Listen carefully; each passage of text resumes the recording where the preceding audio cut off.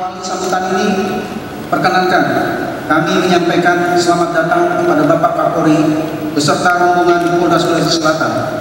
Saya selaku Kapolda Sulawesi Selatan dan segenap jajaran personil Polda Sulawesi Selatan merasa terhormat dan sangat bangga atas kunjungan kerja Bapak Kapolri.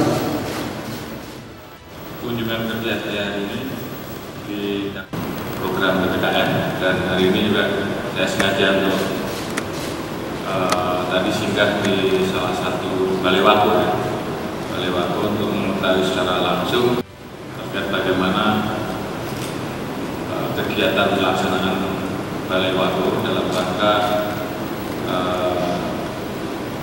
kita menindaklanjuti apa yang menjadi kebijakan pemerintah pusat untuk melakukan penegakan aturan terkait dengan protokol kesehatan dalam rangka menghadapi pandemi COVID.